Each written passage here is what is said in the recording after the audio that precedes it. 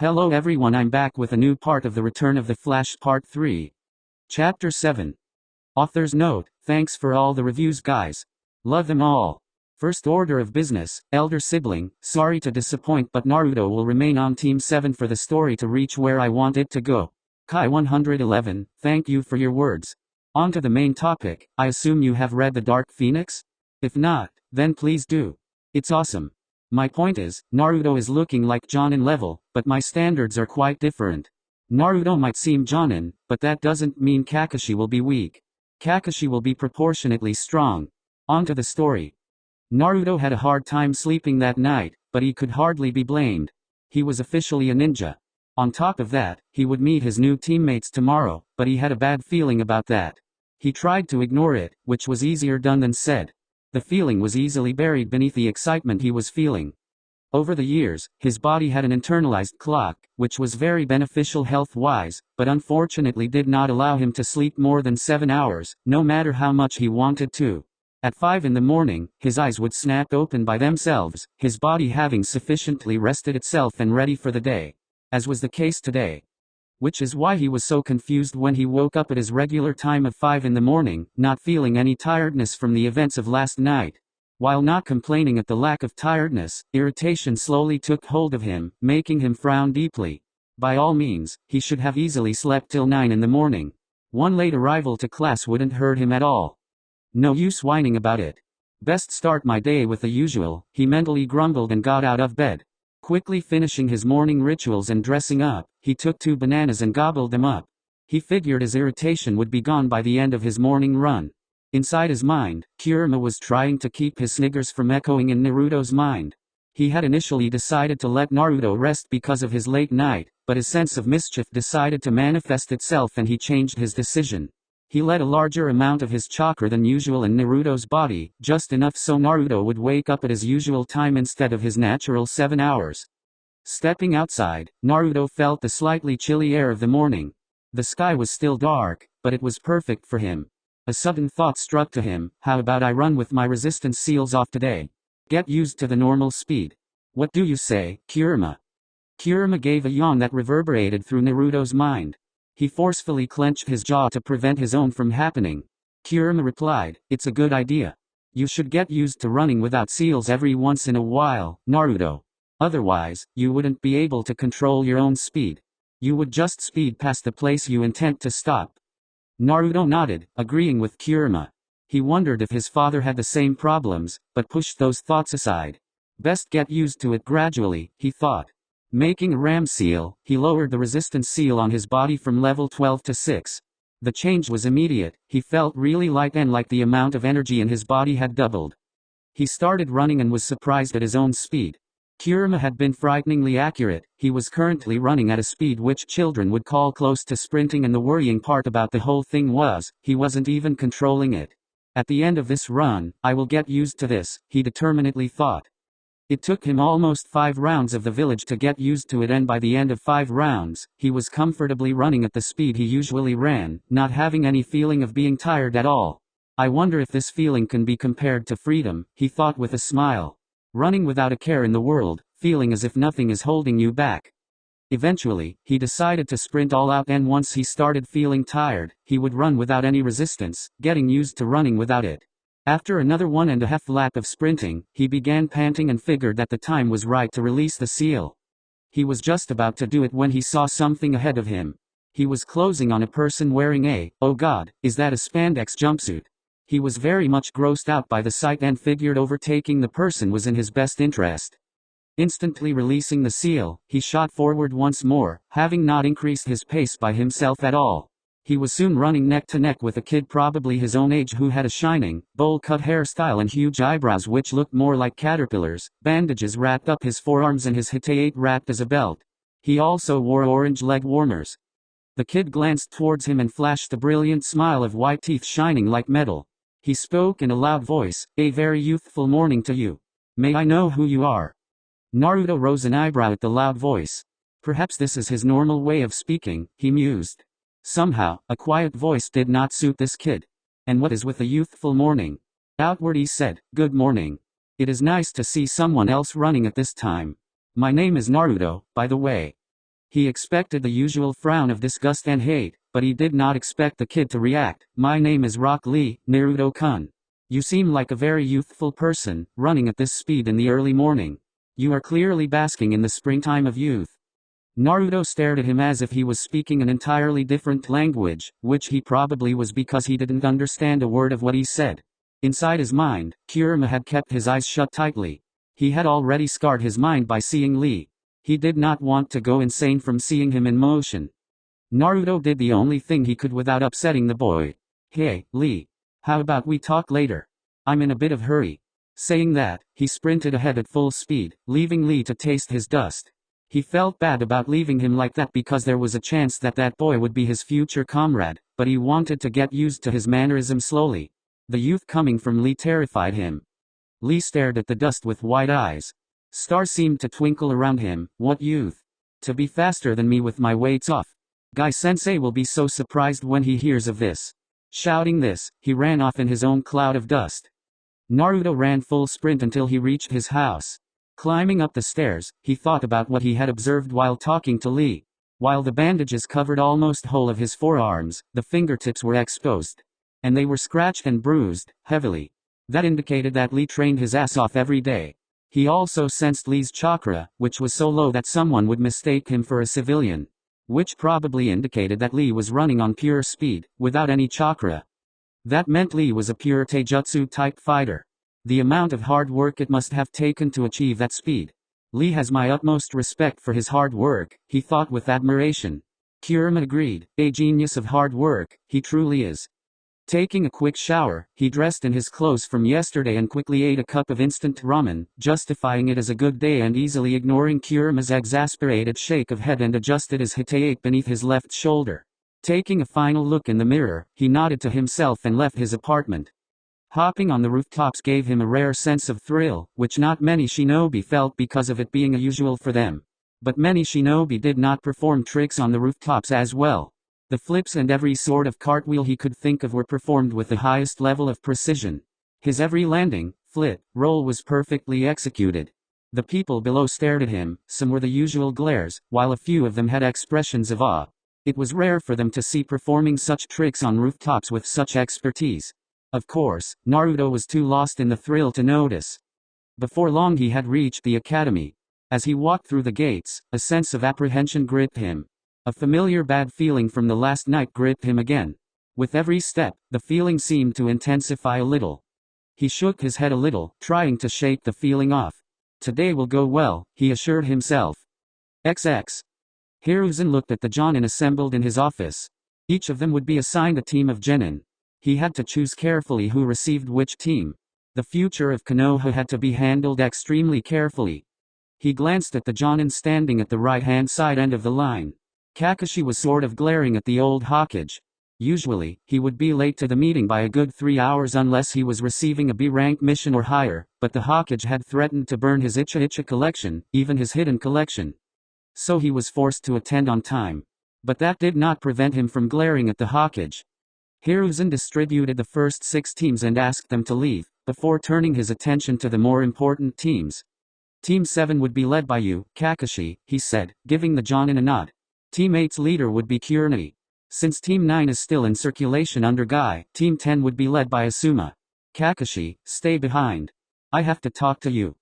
As the other jonin left, there was a noticeable change in Kakashi's posture. The lazy look was gone from his eye, replaced with seriousness. He stood straight with his hands behind his back and back straight, looking at the Hokage. "What do you want from me, Hokage-sama?" Hiruzen's seriousness of the topic was clear in his voice. "Kakashi, you have been given the most important team of all. Since Sasuke Uchiha is on this team, the council will probably force you to pay more attention to him, teach him the ways of Sharingan and all your jutsu. But you will not play any favorites. Is that understood?" His voice was like an army commander at the end. Kakashi nodded. "Hi, Hokage-sama." Hiruzen then motioned for the Anbu to leave the room. Once the room was completely secure, he leaned forward on his desk, chin resting on his hands.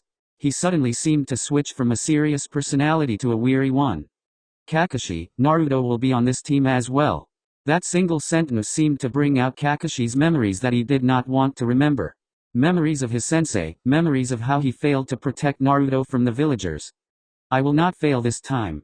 You can count on me, Minato-sensei, he thought with resolution. Hiruzen continued in his grave tone, the council will probably tell you to ignore him as much as you can. But you will not do that to the only person who is connected to Minato, would you? Kakashi shook his head and spoke with steel in his voice, no, Hokage-sama. I am astounded that you would even say that. Hiruzen, however, was unfazed by the outburst. I had to check, Kakashi. I'm sorry for saying that. Kakashi nodded absent-mindedly, his mind already making plans on how to deal with his new team. A thought occurred to him and he asked Hiruzen, is there anything I should know about my team? Hiruzen leant back in his seat, taking a deep breath and blowing the smoke out. I could give you the files of your students, but observing firsthand is a better way. Won't you agree, Kakashi? Kakashi seemed to be in thought for a moment and then I smiled. Perhaps, this time he will be able to correct his mistakes. XX. Entering the classroom, he saw that only half of those who had graduated were there. Eyes roaming, he spotted his friends Shikamaru, Choji, Shino, Hinata sitting in their usual places. Shikamaru was dozing off as usual, Choji was eating potato chips, Shino was examining his bugs and Hinata had turned red as soon as she saw him. She began poking her index fingers together, avoiding eye contact. He also saw other kids who had graduated, playfully shoving each other, talking about everything and nothing at the same time. He was about to go to his usual seat in the back when he sensed a familiar chakra approaching. Turning to the door, he narrowed his eyes. Sasuke Uchiha had entered the classroom. He looked very different from yesterday, wearing a navy blue high-collared short-sleeved shirt and white shorts with holster tied on his right thigh. He also wore white arm warmers and hitae tied on his forehead. He still had his usual air of arrogance and smugness around him.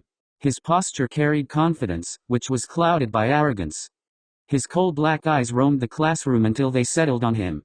Naruto saw some anger seep into them, still sore about yesterday. Sasuke, he thought. Sasuke marched up to him, his hands in his pockets, implying that he had no intention of attacking Naruto. He stopped a feet away from him and looked in his eyes with almost a burning intensity, his narrowed eyes showing that he would be keeping an eye on him from now on. Naruto narrowed his own azure eyes in return, the cold intensity of them as cold as ice in response to Sasuke's fire. His eyes conveyed his response very clearly, bring it, Sasuke. They both were so lost in their glaring contest that Sasuke failed to notice one of the kids stumbling towards his back. He bumped into his back, shouting out a sorry. Before joining his friend's back, he did not notice the consequences of his accidental bump. Naruto's eyes had become as wide as saucers when Sasuke's lips crashed onto his own. He was so stunned from that he just froze on his spot, as did Sasuke, looking into each other's eyes with disbelief. He did not even hear Kurama's loud belly laugh at his situation, so shocked he was having his first kiss stolen from Sasuke of all people. He was even more horrified at the amusement he was feeling. This feels so wrong, on so many levels, he thought with no small amount of panic. Sasuke having thoughts along the same lines. He didn't imagine in his wildest dreams that his first kiss would be stolen by the dope. Just what did he do to deserve this? All he felt was disgust at feeling a boy's lips on his own. But the shock of the situation had frozen him to his place. This was the scene that Sasuke's most devoted fangirls, Sakura and Ino, along with other fangirls, were greeted to. They both blankly stared at them, not being able to form even full words. Wahoo! Naruto finally came to his senses and immediately stepped back from his spot, prompting Sasuke to do the same. Naruto rubbed his lips, slowly cleaning them off. Turning furious eyes on the dark-haired boy, he hissed, "What the hell, Kuzo Yaro? Just what gave you the indication that I liked you? Unlike you, I happen to be an avid fan of the opposite sex." Sasuke was taken aback by Naruto's rant for a moment, but was quick to recover. His voice turned downright menacing. "Not that Naruto was intimidated, it was your fault, Dobi," he accused, rubbing his lips furiously. Naruto was quick to snark back, "That's my line, team. I'm not the one who suddenly decided to step forward and kiss me." His first kiss went to Sasuke of all people. Oh, the shame. Sasuke stormed to his seat and sat down, slipping back into his daily brooding routine. Naruto silently scoffed and turned away. Just what is so great about that guy? He was about to go to his regular seat when he felt it. It was not killing intent, but it felt like he had done something grievously wrong. Turning around, he almost went pale. All the girls of the class were looking like dogs ready to pounce and kill. Baka Naruto. How dare you steal Sasuke-kun's first kiss like that? Sakura and Ino were quick to blame him, with the others following. Kurama was still snickering in his mind and Naruto resisted the urge to sigh. Seeing the Kunoichis take a threatening step forward, he slid his left leg back, ready to flash step out of here if necessary. He had to find a way to. Everyone settled down.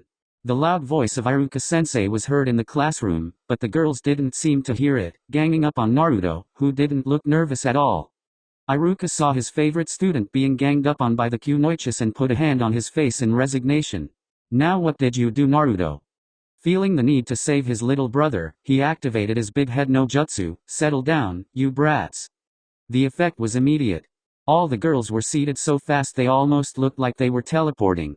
However, Naruto was immune to Iruka's jutsu for a long time and so, he calmly walked up to his usual seat and sat down, looking out of the window with a bored look. Iruka looked around the room and started his attendance. A Burain Shino. Here. A Kimichi Chouji. Here sensei. The roll call continued but Naruto simply wasn't paying attention since his name was last anyways. Uzumaki Naruto. Right here, he waved his hand lazily. His response sounded way cooler than any of his classmates and for this reason, it rattled Sasuke's fangirls. Baka. Sakura stood up and pointed an accusing finger at him. Stop trying to act cool like Sasuke-kun. Yeah. Her statement was supported by nearly all the fangirls in the room, except Hinata. Naruto, who was still looking outside, turned to face Sakura. HM? Did you say something? He asked in an absent-minded tone. Iruka suddenly wondered just where Naruto had met a one-eyed Jonin who habitually said the same thing. The girls shrieked and hurled various insults at him, which were easily ignored. Iruka coughed to get the class's attention and when he had it, he started speaking. You guys are now, officially, ninja of Konoha. But remember, you are simply a genin. The road from here will only be uphill now. You will be now divided in groups of 3, and a Jonin sensei will be your teacher. Everyone had different thoughts about this. Ino said to Sakura in a sly tone, I wonder who will be on Sasuke-kun's team. Sakura gave an annoyed glance to her, who knows. However, inner Sakura shouted in her mind, Cha. I'm the one who will be on his team. Sasuke thought with a small amount of irritation, a team of 3? Che. They will only burden me and hold me back. Iruka then began announcing the teams. It took a while but he finally announced Naruto's, Uzumaki Naruto. Naruto paid close attention at that, Hiruno Sakura, causing a depressed cloud to appear on top of her. I'm on a team with Naruto? Why? Naruto had a more expressive reaction. A purple cloud seemed to form over his head and he banged his head on the table. Fuck my life, he groaned. Many felt sorry for the poor bastard, despite not being his friends. No one deserved Sakura as a teammate. Even Kurama was whispering comforting words such as they could kill her and bury the body. And Uchiha Sasuke, Iruka announced the last name. This time Sakura jumped in joy. Turning around, she flashed a superior smirk at the flabbergasted Ino, who was clenching her fists. Inner Sakura was shouting in joy, Cha. True love always prevails. Shikamaru simple muttered, troublesome. Trying to divert his mind from his recent depression, Naruto listened closely for the other teams. Team 8 was Hinata, Kiba and Shino. Naruto raised an eyebrow at that. Taking in account that their special traits are not in fighting, if I'm not mistaken, this is a tracking and a backup assault team. Team 10 was announced to be Ino, Shikamaru and Chouji. The legendary Ino Shikacho trio is being formed again. Their fathers were a legendary team themselves, after all. This team has 2 purposes that I can think of. A battle purpose and an information gathering, taking in account Ino's mind techniques, Shikamaru's binding techniques and Chouji as a heavy hitter. Not bad at all, he thought with a smile, impressed with Jiji's choices of team members. That thought process led him to his own team. A tiny frown appeared on his forehead. Sakura doesn't possess any specialties, except her high level of chakra control. Sasuke could be considered a specialist in ninjutsu due to his Sharingan, but that depends on his chakra capacity. He is an expert in Shuriken Jutsu, which is to be expected considering who his brother was. His Taijutsu will grow by leaps too, once he awakens his Sharingan. My specialty would primarily be ninjutsu and funjutsu, followed by taijutsu and trap making. Naruto's frown disappeared as he realized something, so that's how it is. Our team is a primary, heavy assault team. That old man really is something else, he smiled, shaking his head, impressed by the old Hokage. Time passed and one by one, Jonin Sensei came to take their teams away. Team 8's sensei was a beautiful woman named Kurina Yuhi, and Team 10's sensei was a large man who looked like a bear and held strong resemblance to Gigi. He introduced himself as Sarutobi Asuma and took his team away. Many hours passed, but there was no sign of Team 7's sensei. Sasuke kept brooding the whole time, though he was starting to look irritated. Sakura looked close to exploding in anger. Naruto was calmly working on a new chakra-suppressing seal that he could use without delay. He was also keeping his senses open, just in case he sensed their sensei. Almost 3 hours of wait later, Naruto sensed the Jonin-level chakra signature heading their way. Sighing in relief, he sealed away his sealing supplies and got up, a revenge in mind for their tardy sensei. Walking up to the door, he made 4 hand signs and slapped his right palm on top of the door ceiling. Snickering, he went back to his seat. That was a seal that had successfully worked on Gigi. There was no reason it wouldn't work on their sensei. Sakura and Sasuke were curiously watching Naruto. When Naruto applied a seal, they realized for the first time that Naruto was the tallest member of their team. Sakura asked him, "Naruto, what was that?" in her usual tone of "I'm your mother, Naruto." Naruto gave her a blank gaze and said, "Something that you can't come close to understand, Sakura." Sakura's temper flared and she moved to hit him out of habit, but the door to the classroom opened and all 3 genin watched with shock as the man who opened it got drenched from head to toe in water. Naruto smirked at that. That was a seal designed to activate when someone's chakra came in direct or indirect contact with it. He could store any element in it. Just because he was playing a prank, water was the best choice. Lightning or fire would be very painful. He turned towards the person who was most likely their Jonin sensei. XX. Kakashi was lost in thought as he finally decided to go to the academy and collect his team. On one hand, there was Sasuke, the last member of the Uchiha clan that was still loyal to the village. Kakashi brought his hand up to the covered left eye. It was his late best friend's, Uchiha Obito's last gift to him before he died. He felt a sort of obligation to his friend to train the last bearer of the Sharingan. On the other hand, there was Naruto, his sensei's son and Kakashi's only remaining tie to his late teacher. The person he had failed to protect from the village's hatred. The Sandaime had made it very clear that Kakashi has until Chunin exams to increase the number of bonds he has in this village. If he doesn't have any bonds, he may very well leave the village, and Konoha can't afford to lose its only Jinchuriki. Walking up to the classroom door, he was caught off guard when he was suddenly doused in water.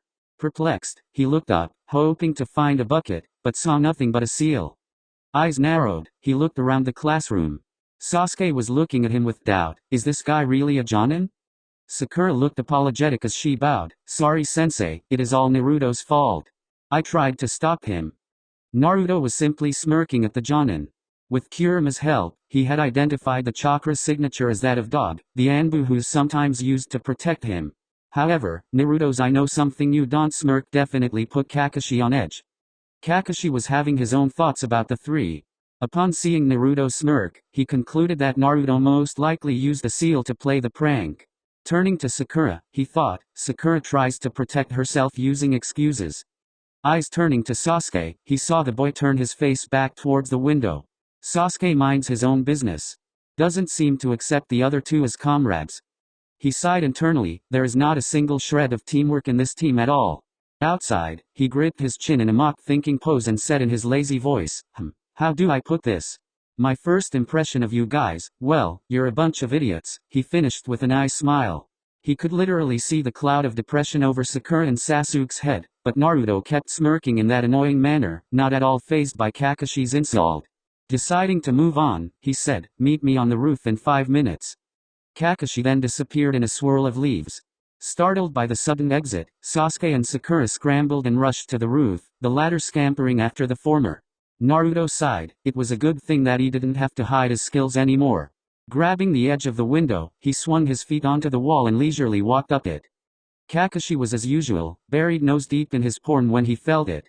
Looking down curiously, he contained his surprise on seeing Naruto walk up to him. The boy was displaying a skill that not many people showed before graduating. Yo sensei. Naruto waved with a smile. Kakashi had nothing to say, so he waved back, yo. It really made him feel like an idiot. Naruto walked past him and sat down on the steps in front of Kakashi. Just as he sat down, Sasuke and Sakura burst through the door, eyes widening when they saw Naruto had already reached ahead of them and was sitting nonchalantly. Sasuke's eyes narrowed. How did the dobe reach ahead of me? Now that I think about it, I didn't see him following me and Sakura. So how did he get here? Sakura was in a similar state of surprise, but did not think much of it. She immediately sat down beside Sasuke, hearts in her eyes. Kakashi closed his book with a snap and said in his ever-lazy tone, "All right, why don't you introduce yourselves? You can start first, Pinkerball." Sakura scowled at Pinkerball and spoke up, "Why don't you go first and show us how it's done, sensei?" Kakashi pointed a finger at himself. "Me? My name is Hatake Kakashi. I have many likes and dislikes. My dreams are none of your business, and you are too young to hear my hobbies." He finished and glanced at Sakura, motioning to continue. All the three genins sweat dropped. All we learned was his name. Sakura began speaking. "I am Hiruno Sakura. I like," she glanced at Sasuke and blushed. "My hobbies are," she blushed harder. "My dream is," she squealed this team, making Naruto shake his head in disgust. Sasuke showed no reaction. Kakashi asked, "Dislikes?" Sakura was quick to scowl. "I know Higginbaka Naruto." Kakashi thought with a resigned sigh, "I just had to get a fangirl." He motioned Sasuke to begin. "You next, Emo." Sasuke scowled like Sakura at the nickname, but spoke, "Uchiha Sasuke. I have few likes and many dislikes. I have a dream, no, ambition to kill a certain man and restore my clan." Sakura was looking at Sasuke with hearts in her eyes and thinking, "Sasuke-kun is so cool." Naruto was thinking, doesn't he know that to restore his clan he needs girls, and for girls he needs some personality? Kakashi had narrowed his eye a little, as I had thought. He motioned for Naruto to begin. "You next, Blondie." Naruto was not at all offended at his nickname and spoke with a small smile. "The name's Uzumaki Naruto. I like ramen and spending time with Iruka-sensei. I dislike the 3 minutes it takes for ramen to cook. My hobbies are training and experimenting with Funjutsu. My dream," his smile became a full-blown grin, "is to become the strongest Hokage ever." Kakashi smiled slightly. His hobbies are a bit unusual, but he has certainly grown up in an interesting way. He then said, "All right. All of you are unique and have your own ideals. We will start our duties from tomorrow. But there is something that the four of us have to do first." The deadpan in his voice was unmistakable. Naruto tilted his head ever so slightly. "What would that be, sensei?" "Survival exercise," Kakashi replied seriously. "But we already did enough of it in the academy, sensei," Sakura said with a frown. Kakashi chuckled. "This time, it's different because I'm your opponent." "What's so funny?" Sasuke asked, a little irritated. "It's your reaction. You hear this, of the 27 graduates, only 9 will be made genin. The rest will go back to the academy. As a matter of fact, the failure rate is over 66%. As Kakashi predicted, everyone's eyes went wide at that, Sakura going as far as to gaping. Kakashi laughed and said, "Told you you'd freak out." Naruto then deduced with narrowed eyes, "Then it is quite clear that the graduation test was just to select those who have the potential to become genin, isn't it?" Kakashi raised an eyebrow. "That was quite perceptive of him. Looks like you have a lot of secrets, Naruto-kun." He easily ignored Sakura shouting at Naruto for trying to act cool like Sasuke. "Anyways, meet me on training ground 7, tomorrow morning 5 o'clock. Skip breakfast if you don't want to throw up." He vanished in a leaf shunshin after that. For a while, none of them moved, thinking of the man's advice. Naruto got up first, walking over to the railing. He prepared to leap over, but stopped, turning around and asking, "Hey, you want to come and have lunch, get to know each other since we are teammates now?" Sasuke snorted in disdain and walked away, Sakura following him like a puppy. She followed Sasuke's lead and shouted, "Yeah right, like anyone would want to eat with you, loser." She then engaged in her daily habit of asking Sasuke for a date. Kurama was smirking. "She's the one to talk about weak." Naruto simply replied, "It's not worth wasting our thoughts like that, Kurama. Besides, at least I tried. It's always the thought that counts." He leaped over the railing and sprinted to his usual training ground to do his training for the day. Perhaps he could even find Anko and persuade her to spar with him. XX. Naruto laid on his bed, hands tucked behind his bed and eyes up at the ceiling. Anko was tough as usual, and she was even kind enough to let him know that he had some openings in his fighting. By that, he meant she used those openings to leave nice, big bruises. He was not worried about that though, because he had already closed those openings. Right now, he was mentally conversing with Kurama. "How much do I let loose tomorrow, Kurama? The Hiraishin is not an option. That will only be revealed in the Chunin exams and not before." You can reveal 3 or 4 jutsus that you have, but not your red lightning. You can scare Kakashi Brat with your flash step though. A bit of Funjutsu will do as well. Oh, and make sure to use the Great Fireball. I want to see the look on Uchiha's face, Kurama replied after thinking for a bit, snickering in the end. Naruto ignored that suggestion. Which means lightning jutsus are out. I can go all out in taijutsu. If I don't, Sasuke will be quick to call me out on that and I don't need any of that. Besides, it was clever of Kakashi-sensei to purposely mislead us into fighting on an empty stomach, don't you think? He smirked. Kurama smirked in return. Don't make the mistake of underestimating him, Naruto. Kakashi is a very strong shinobi, strong enough to be feared across all shinobi nations in the Third Great War. He is not lacking in the mental department at all. Naruto mentally nodded, acknowledging Kurama's advice. Closing his eyes, he fell into a deep sleep. Tomorrow would be interesting, again. XX. Glancing out of the apartment he lived in, Sasuke was thankful for the silence the night provided. I will pass the exercise myself. I won't allow those two to hold me back, he thought. Frowning in thought, he absently tapped the window. The dobe has been acting very differently as of late. His sudden show of skills in the graduation test, his clear familiarity with seals, could it be that he was hiding his skills? If so, then why? He has always craved attention, so why would he do something like hiding his skills and personality? Just who are you? Naruto. Sasuke had noticed that Naruto acted very different from his usual loud and idiotic personality in the graduation exam. He was calm and collected, more so than Sasuke usually was. He was also understandably jealous of Naruto's newly discovered skills. Sasuke had been training his ass off since the massacre in order to become strong enough. Strong enough to kill him. Not many people had the ability to see underneath, not even Sasuke, but he could tell that Naruto was hiding a lot of his abilities. He would make Naruto tell him, because he deserved it more than anyone else, least of all the dobe. XX. Naruto's eyes opened at 5 o'clock, according to his body clock. This is the time by which I am supposed to be on the training field, he thought as he got up to do his morning rituals. As he was brushing his teeth, he began thinking about Kakashi's behavior yesterday. Our sensei was late by over 3 hours to meet us and he didn't even look sorry about that. What's to say he won't do this today, he thought as he wiped his mouth. Going to the kitchen, he leisurely began preparing 4 omelets. As he cracked the eggs, he scoffed, "Skip breakfast if we didn't want to throw up? He must be crazy if he thought that we would fight him on an empty stomach." He slid the omelets onto his plate and sat down on the dining table. A quick prayer later, he was gorging them down. He couldn't think about strategies because he didn't know what the exercise would be.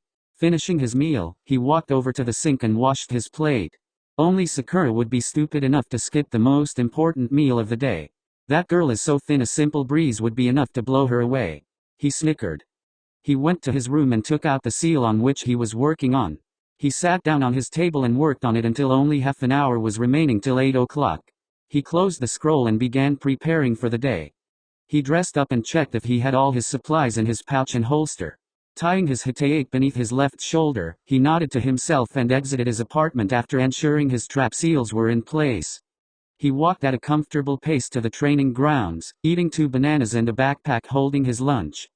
Reaching the training grounds, he had to hold his laugh at what he saw. Both his teammates were there, probably from 5 o'clock, and were looking as miserable. Well, as miserable as Sasuke could look. Sakura was sitting on the ground, probably regretting not eating breakfast. As soon as she saw him, her face twisted into anger and she got up, yelling, "Naruto! You are late." Naruto looked around and sure enough, Kakashi wasn't here. Turning back to Sakura, he shrugged, "I don't how I can be late if sensei isn't even here, Sakura." Sakura opened her mouth to yell more, but couldn't refute his statement. Her stomach decided to rumble at that moment, followed shortly by Sasuke's. Naruto raised a disbelieving eyebrow. "They really are that stupid?" He spoke with disbelief. "You two didn't eat breakfast?" The mentioned two shook their head, but Sakura yelled again, "Sensei told us not to eat breakfast, Baka. Why did you eat it?" Naruto glared at her, causing her to flinch. "I'm standing right here, Sakura. There's no need to yell. As for eating breakfast," he spoke as if speaking to 4-year-olds, "it is the most important meal of the day, you know." Sakura's temper got the better of her and she moved to hit Naruto. But Naruto decided to teach her a lesson and caught her fist easily, his cold eyes freezing her in her place. I suggest you stop doing that. Otherwise, I'll do more than just catch your fist next time. His voice was a whisper, but it was cold as ice, letting her know he was dead serious. He even enforced his threat with a little key, making her sweat. Sasuke had been watching the both of them and had to admit that their interactions were amusing. However, that amusement ended when he heard Naruto's threat. He was surprised at how serious and deadly his teammate could sound. Naruto released Sakura's fist and walked up to him, asking, "Why didn't you eat breakfast, Emo?" Sasuke glared at him, refusing to answer. Naruto shrugged and walked up to the posts, setting his backpack on top of one of them. He then sat down, legs crossed and eyes closed, waiting for their sensei to show up. Turns out Kakashi was even more late than yesterday. He showed up at 10 minutes to 11. "Hi fellows. Good morning." He was sounding even more lazier than yesterday, if that was possible. Sakura pointed at him accusingly at him, "You're late." Kakashi's eye curved up in a sort of smile. "Well, you see, a black cat crossed my path, so I had to take a long cut to avoid bad luck." "Liar!" Sakura shouted. Naruto's sweat dropped. "Tardiness and lame excuses? Just what's wrong with this guy?" The silence became awkward and Kakashi coughed to break it. "Well, let's begin." He placed his backpack down and pulled out an alarm clock, which he set for 12 o'clock. He put it on one of the posts. He then took out 2 tied bells. "Your task is to take these bells from me before the alarm rings. Those who don't get the bells get no lunch. Not only that, I will tie you to the posts and eat lunch in front of you." Sakura's hungry, devastated face was exactly what he wanted. Sasuke tried to hide his hunger, but his stomach betrayed him. Only Naruto looked calm among them. "Naruto, why did you eat breakfast when I told you not to?" Sakura smiled, expecting Naruto to get punished, but Naruto simply replied, "You only suggested not to, sensei. You never said it as an order. Also, I'm not an idiot who forgets to eat the most important meal of the day." Sasuke and Sakura glared at him for implying they were idiots, while Kakashi just hummed. He is turning out to be very interesting. Maybe he would figure out the purpose of this test as well? He wondered. "You only have to get 1 bell. Since there are only 2, one of you will get tied to the stump. The one who doesn't get a bell fails and goes back to the academy," he said, smirking at the horror on their faces. He continued, "If you don't come at me with the intent to kill, you will fail. Any questions?" Sakura spoke up, a confused look on her face. "But sensei, what if you get hurt?" Naruto snorted at that. Kakashi was a freaking jonin. They would be hard-pressed just to harm a hair on him. Kakashi almost laughed out loud but managed to rein it in. "Don't worry, I won't." "All right, begin." The 3 of them jumped out of sight. Kakashi then tied the bells to him and took out his Icha book. They've hidden well. A shinobi should be able to hide from his enemies. Now to wait for one of them to attack, Kakashi thought as he kept his eyes on the book. XX. He's got to be kidding. I've only ever seen 4-man cells. There's no cell with only 2 genin and a jonin. There's a different purpose to this test, Naruto furiously thought. His eyes then widened. He knows we won't be able to get the bell single-handedly. He wants us to work together. That is the purpose of this test. He smirked in victory, but that smirk turned into a frown. "Those 2 will never work with me. Maybe I can convince them, after I get beat up from sensei." With that, he released his seals and shunpoed from his spot. Kakashi looked up in surprise as Naruto Shimeto shimmer before him, landing in a crouch. What was that? He appeared really fast. His speed was too high for a genin. "Rather stupid of you to come at me head-on, isn't it?" "I don't see what's stupid about testing your opponent," Naruto replied, eyes narrowed. Kakashi had to hold back the memories from seeing those eyes. So much like sensei. He was almost caught off guard when Naruto disappeared, reappearing in front of him, leg extended in a kick. That was easily low jonin level speed. And how the hell does he move that fast? He frantically thought as he blocked the kick. He winced. He hits hard as well. Kakashi was forced to put away his book as Naruto's movements were too fast. But Kakashi wasn't a jonin for nothing. He easily began countering Naruto's attacks, mentally admiring his fighting style. His movements are fast, not giving the opposition enough time to think. The strength in his attacks might even reach mid-chunin level. Not many openings to exploit too. His attacks are also quite unorthodox.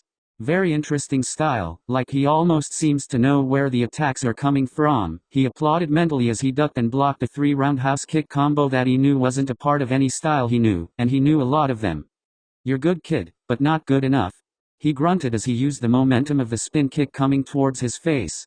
He caught Naruto by the ankle and threw him into the pond. He missed Naruto's smirk as he entered the water. He threw me into the water. Perfect, Naruto thought as he made a half-ram seal with his left hand and slowly released his breath. The air surrounded his body like a sort of bubble.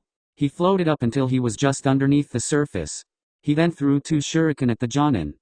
Kakashi didn't even need to look to catch them. But he was unprepared for what came next. Suten, Tsukusuri no Jutsu. Water style, water chain jutsu. 5 chains of water erupted from the water and wrapped around him with surprising speed. Requiring only 1 seal due to his high water affinity, this jutsu was very easy to use. Suten ninjutsu. How does he know that? Shock filled his whole being. Naruto jumped out, spinning once midair to increase the momentum behind his punch, which only connected with a log. Kaerimi huh. Kakashi walked out from behind a tree 100 feet away, eyes smiling. Nice try. You are definitely Chunin material, Naruto, but you will have to try harder to get the bell. Naruto made 3 hand seals, Fuuten, Taka. Wind style, breakthrough. A strong gust of wind blew towards Kakashi, who simply leapt to the side to avoid it. Wind manipulation. How does Naruto know all these jutsus? A strong jutsu, but useless if I can avoid it, Kakashi rebuked. His eyebrow rose up in confusion when Naruto threw a single kunai at him. Is that supposed to hit me? He lazily asked as he just tilted his head to avoid it. He was not prepared for Naruto to appear behind him, replacing himself with a thrown kunai. Kakashi turned around, but it was too late. Naruto slashed at the bells with a kunai in his right hand, eyes widening in surprise when one of them separated. Now's the chance. He allowed his body to spin clockwise, his left hand grabbing the separated bell and right foot kicking out to Kakashi, who blocked it with his hands. But Naruto simply used the force of the kick to jump back onto a tree, using Shunpo to retreat into the woods. XX. Sasuke and Sakura were shell-shocked. They were not expecting Naruto's taijutsu to be this good. He was matching their sensei strike for strike, even adding his own attacks. The speed of his movements was something not even Sasuke could match. His form of movement was also noticed by the duo, inducing jaw-dropping shock. The show of ninjutsu and snatch of a bell was the last straw for Sasuke. How does Dobe know a style such as that? How did he achieve that level of speed?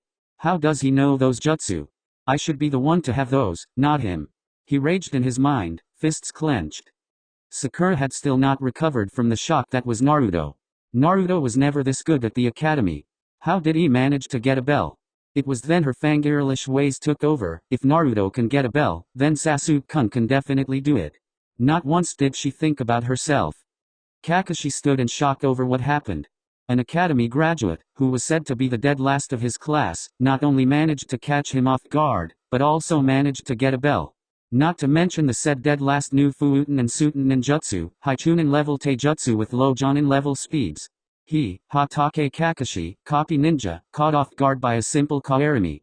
Naruto himself was shocked at his success. Even he didn't expect to get a bell this way. Then again, Kakashi most probably wouldn't expect an academy graduate to pull of a seal-less kaerimi. That was nothing more than a stroke of luck. In a straight fight, I would be dead already. But since when do shinobi fight fair, he thought, the excitement slowly leaving him, allowing cognitive thoughts to take place. I should probably seek out Sasuke and Sakura, maybe convince them to work together. But my plan was to get beat up, not to get a bell. Sasuke would never listen to me now, which by extension, also includes Sakura. Damn it, damn it, damn it. He cursed. It never hurts to try. The worst that will happen is that you will fail to convince them, Kurama encouraged him. Naruto thought about it a bit and reluctantly agreed with him. He easily sensed the chakras of the two and cursed when he felt that Sasuke was furious by the agitation of his chakra. He quickly made his way towards him, hoping he wouldn't be too late. XX. He was too late. Sasuke was already furious at Naruto's achievement, and when Naruto tried to convince him, he harshly shot his proposal to work together down and went to confront Kakashi alone. Long story short, he got his ass handed to him and got himself buried head deep into the ground. On the bright side, Naruto successfully copied the Daten Jutsu Kakashi used to bury Sasuke. He sensed Kakashi casting a Jinjutsu on Sakura, who easily succumbed to it. He sent 20 shadow clones to fight Kakashi and defend Sakura, but the time was already up. Sakura hung her head in shame as she was the one tied to the post while Naruto and Sasuke sat beside her. Sasuke was angrily glaring at Naruto, who was watching his sensei. Kakashi looked at the kids, shaking his head in disappointment. Only Naruto managed to get a bell. But that doesn't mean that you passed, Naruto. You all failed to grasp the real purpose of this test. Teamwork. The response came from Naruto. Sasuke and Sakura looked away from him, in anger and shame. Naruto tried to convince them to work together, but they didn't listen to him, because who did? Kakashi raised an eyebrow, a little late to realize, don't you think? Naruto gestured towards his teammates. They knew it. You can ask them that I tried to convince them to work together. But I already knew from the start that I would be shot down. Kakashi thought, he figured it out, and even tried to execute it, but knew he would be shot down. Sorry Naruto, but this group fails. Naruto's voice interrupted him. Besides, teamwork is something that is established in the long run, sensei. You can't expect it out of people who have never worked together. Kakashi nodded. Point, but it is also born out of necessity, which was this case. Unfortunately, you all failed to act on it. Silence reigned for a while as Kakashi let them think about it. Then he spoke, I'll give you all one more chance after an hour. If you fail even then, quit being shinobi. He harshly told them. The world of shinobi is not a playground for children. Be ready, and no one feeds Sakura lunch. He walked away after that, presumably to run an errand. Naruto easily sensed him hiding behind a tree, even though he was suppressing his chakra. He shook his head and turned to offer his lunch to Sakura, who blinked in surprise. Naruto, sensei said it's fine. I don't sense him anyways, Sasuke said as he too offered Sakura his lunch. She gratefully nodded at him and ate, ignoring Naruto completely. Naruto shook his head and was about to dig in when he felt a sudden surge of chakra. Kakashi appeared before them, furious as hell. I told you not to feed her. Are you ready to face the consequences? The clouds suddenly seemed to gather and sounds of thunder could be heard. Sasuke spoke up, surprising Naruto, we are a team, aren't we? We will face the consequences together. Is that your choice? Kakashi asked, still radiating fury. The group nodded as one, resolution and determination in their eyes. Like a switch, Kakashi changed personalities. You pass. I smiled at them. Naruto still stayed wary. Is that it? I smiled, disappearing. Kakashi said in a serious tone, yeah. I wanted to be sure you three would act as one. My best friend always used to say, those who break the rules are scum, but those who abandon their comrades are worse than scum. I wanted you all to accept each other as comrades. This is actually the first group I have passed. The previous ones were blockheads who couldn't get it. He gave them a nice smile and a thumbs up. Team 7 will start its missions from tomorrow. Chapter 8. Author's note, alright people. Thanks for the reviews and follows. I can't put into words how pleased I am that people are begging, for updates. Breber 74874, your request is sort of impossible as I don't have a lot of free time. CW, perhaps I will do that somewhere down the line, but not now. Elder sibling, sorry to let you down. Zudhan 3, I will get to that once I am past Chunin exams. Arc 09 and Lord Halcyon, thank you for your words.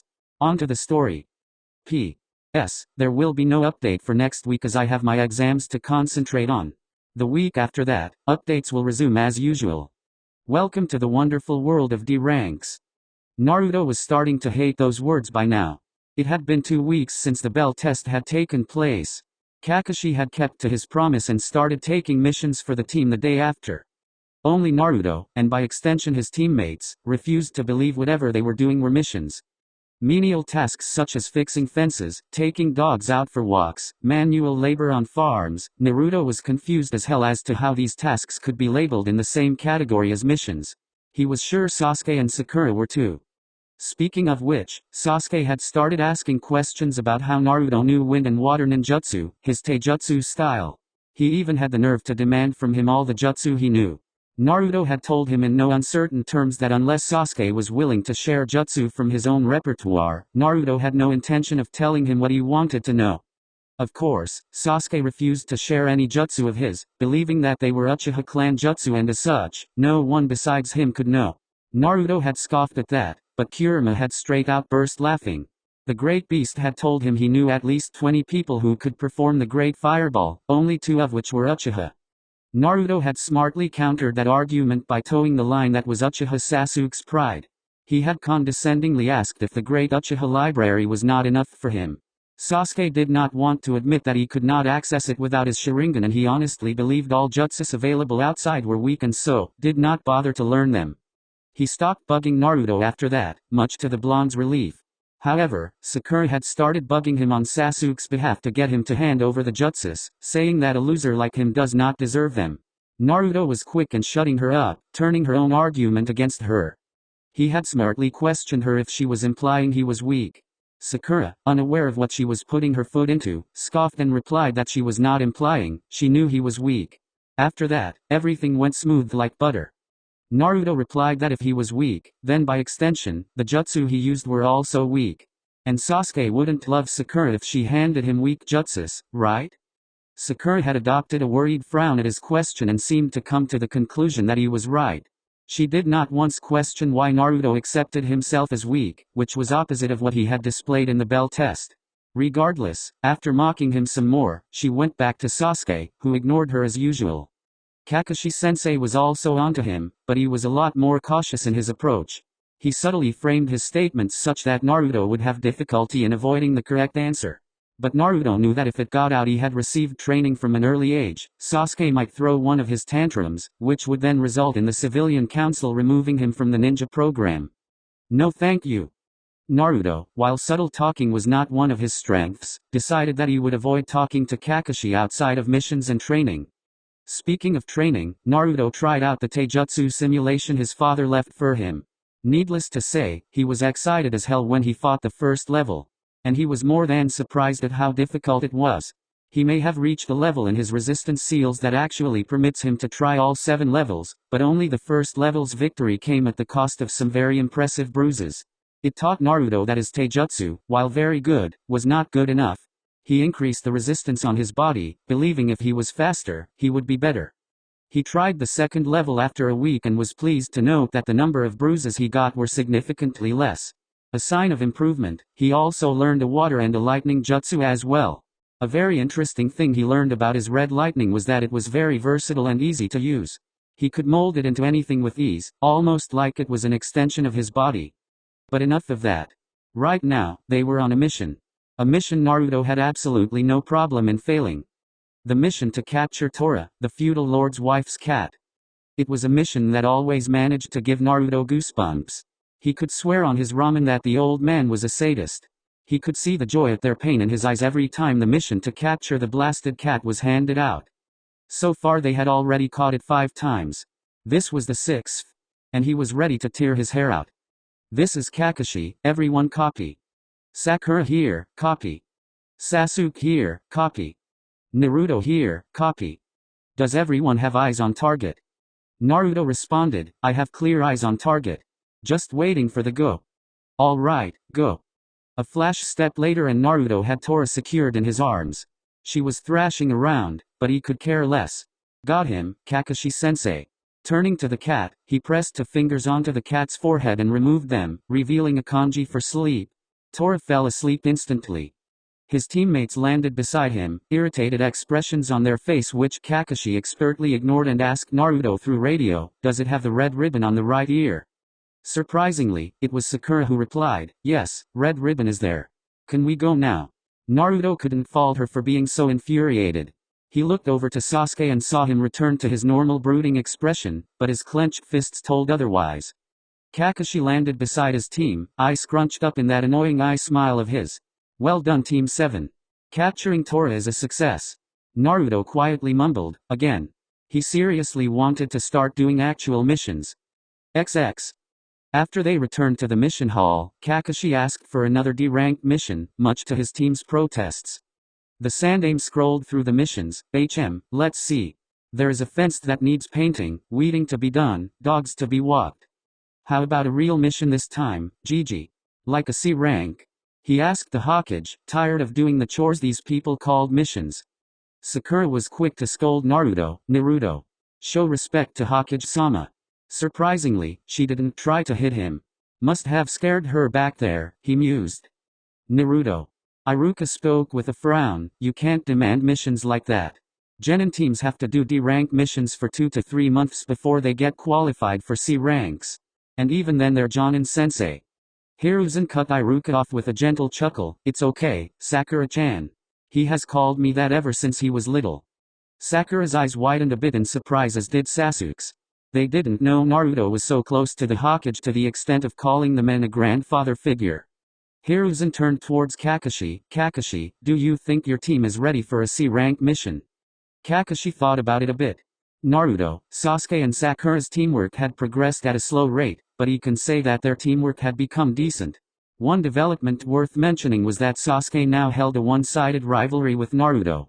With Naruto starting to hide less of his abilities, it became even more clear that he had Sasuke outmatched in ninjutsu because of his wider repertoire of jutsus. Not to mention that Naruto had shown he could use 3 elements and had monstrous chakra reserves due to being a Jinchuriki and an Uzumaki, easily dwarfing Sasuke's reserves. Funjutsu already gave Naruto an edge that Kakashi knew Sasuke would not be able to match. The Jonin suspected Naruto was hiding a lot more, but didn't call him out on it. He kept a close eye on Naruto during the D ranks, but Naruto held his edge. He didn't give the two boys any chance to spar, knowing that because of Sasuke's inability to accept someone, especially Naruto, was stronger than him would cause the spar to escalate into something much serious. Kakashi was not dumb enough to take that chance. Anyway, Naruto had unintentionally become Sasuke's reason to get stronger. Kakashi reasoned that Sasuke held his brother, Itachi, in a much higher position than Naruto and wanted to become stronger than Naruto, so he could finally kill him. Another positive development was that Sasuke didn't completely alienate himself from his teammates. He held a strange companionship with Naruto, deeming the boy tolerable. Maybe it was because Naruto had metamorphically extended a hand of friendship towards the lone Uchiha by displaying a bit of what he was capable of, and Sasuke respected those who had power. Taking all of this into consideration, Kakashi finally spoke. Hi, I believe they are ready, Hokage-sama. All 3 genin had different reactions to this. Sakura sighed in relief, not wanting to do D ranks anymore. Naruto pumped his fist, exclaiming yes. Finally. Even Sasuke smirked a bit. He felt doing D ranks held him back from getting stronger. Maybe getting some real-world experience like encountering bandits and foreign shinobi would make him stronger, he mused. Hiruzen nodded and browsed through the pile in front of him. Let's see. Found it. Simple escort and protection mission to Wave Country. Your client is a bridge builder named Tazuna who wants you to protect him until he completes building his bridge in Wave. Kakashi took the scroll. Mission accepted, Hokage-sama. Hokage then turned to Iruka. Send Tazuna inside. Iruka nodded and went out of the room, returning 2 minutes later with an old man wearing a straw hat and holding a bottle which obviously contained alcohol. Naruto wrinkled his nose. The odor was not pleasant at all. Tazuna looked at the team of genin and slurred. These are the brats that are supposed to protect me? I paid for real ninja protection. Funny of you to say that, considering you didn't even notice me move. A voice came from behind him. Tazuna whipped around with wide eyes, but couldn't spot the owner of the voice. Over here, you drunkard, the same voice drawled, making the man whip around again, eyes locking onto a mop of blonde hair. Intense blue eyes stared back at him, silently mocking him and his earlier statement. Kakashi intervened before Naruto could scare Tazuna even more. Naruto, please don't scare the client, he reprimanded in his usual lazy voice, which didn't sound like a reprimand at all. Kakashi-sensei, you're no fun at all, Naruto sighed despondently, walking back to his place beside Sasuke. Kakashi assured the builder, you have nothing to be afraid of, Tazuna-san. My genin are among some of the best upcoming ninjas of this village. We can easily take care of a few bandits. Instead of making the man relax, Tazuna tensed up a bit at the word bandits. Naruto narrowed his eyes a bit at that. Protection from a jonin would be enough to make anyone relax, so Tazuna tensing up didn't make sense. He's hiding, or more probably, withholding some information, Naruto. Be on your guard, Kurama advised. He too noticed Tazuna's tensing up. Will do, Kurama, Naruto replied before turning to Kakashi, excitement on his face. When are we leaving, Kakashi-sensei? He eagerly asked. We will leave tomorrow morning at 7, he answered. He then lazily waved them away. That's all for today. Take full rest for tomorrow. The genin dispersed to do their own thing for the remainder of the day. Naruto and Sasuke went separate ways to do their own training while Sakura headed home. XX. Naruto headed to the abandoned Senju compound, more specifically the Nidame's library. He figured that this C rank might take them 2 to 3 weeks, so he might as well collect 2 jutsu scrolls to learn in the meantime. Browsing, he picked up a Suten and a Fuuten scroll. Suten, Sudanha, Water Style, Water Severing Wave, was a powerful A-rank jutsu. After infusing chakra in your stomach and then converting it to water, the user spit the water out in highly pressurized, razor-sharp jets of water, sharp enough to cleanly cut through rock and barks of thick trees if used perfectly. Naruto was pleased to note that like all Suten jutsus he had learned from the library until now, this one had 2 types of learning as well. One for a normal water user, another for a user who had extremely high affinity like Tobirama, who could perform the most complex water techniques with only one hand seal. Fuuten, Kaze Gyre no Jutsu, Wind Style, Wind Torpedo Technique. A powerful C-rank jutsu that Tobirama himself created keeping explosive tags in mind. I'm starting to think our esteemed Nidain was a man obsessed with explosives, he thought as he read on how to perform the jutsu. After infusing wind chakra in your lungs, it is expelled as a highly explosive ball of wind, near invisible. Upon contact, it will explode with the force of 2 standard explosive tags. It required 3 hand seals of ox horse snake. Should be enough to last this mission, he mused as he exited the library. Extending his senses, he checked if anyone was nearby. Finding no one, he shrugged and simply flashed into his apartment. He had no idea what he was in for in this mission. Chapter 9. Author's note: alright, guys. Thank you so much for leaving all those reviews, which brings me to the first order of business. I have noticed and am glad that I did, the problem of civilians. To be honest, I wanted to test that cliché to see what kind of response I would get. Otsutsuki no Yami and the Funeral Pyre, thank you for bringing this to my attention. Rest assured, this chapter will see the end of the dreaded council. Mobs have already passed and won't happen anymore. Also, Naruto is a seal master. It stands to reason he would seal his apartment. On to the story. Naruto woke up at his usual time of 5 o'clock, refreshed and recovered from yesterday's training. He got up from his bed, rubbing his eyes a bit. Walking to the bathroom, he finished his morning rituals and almost put on his regular running clothes, before remembering that he had a C-rank mission today. He shook his head and just put on a lower and shoes. He opened the door to his balcony and breathed the fresh, cool morning air. He shivered once as the air hit his bare upper body, but soon adjusted to it. He flipped onto the roof and began a series of stretches to simply warm his body up. Wouldn't want to exert too much today before the mission, he thought as he stretched every part of his body. With that being the last thought, he emptied his mind and enjoyed the silence that the village experienced in the early mornings before it began its daily chaos. After 1 hour, he had sufficiently warmed up his body and decided to have breakfast before heading to the gates. Making a half-ram seal, a shadow clone popped into existence, already knowing to make breakfast. It flipped his way into the apartment and into the kitchen while Naruto sat there, simply taking in the piece for a few more minutes. Kurama, in your ridiculously long life, have you ever taken time to breathe and admire the sunrise? What brought this on, brat? Kurama's voice was a bit laden with sleep, signifying that he was napping as usual. Naruto shrugged, just asking. Despite what people tend to think about me, I don't rampage all the time, you know. Even I take time to appreciate the simply joys of nature, he grumbled. Naruto lifted an eyebrow. Wow, people really don't understand you as well as they think they do. Kurama nodded mentally before shooing him away. Now go away, let the me rest in peace, he said, cutting off their conversation. Naruto shook his head. He must have a passionate hobby of sleeping which he adheres to like anything. He flipped himself back into his apartment, walking to his bathroom to freshen up. 10 minutes later, he was eating 4 scrambled eggs, all the while mentally compiling a list of what he should take with him. He created a shadow clone to clean up while he got ready.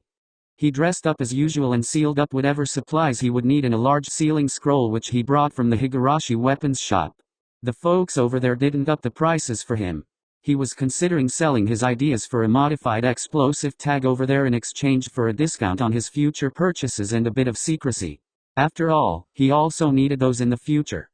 After double-checking everything, he picked up his scroll, slung it around him and walked out of his apartment. He activated the trap seals which he had designed himself. While he knew no one had any reason to come to his apartment, he couldn't help but create them, just to test himself.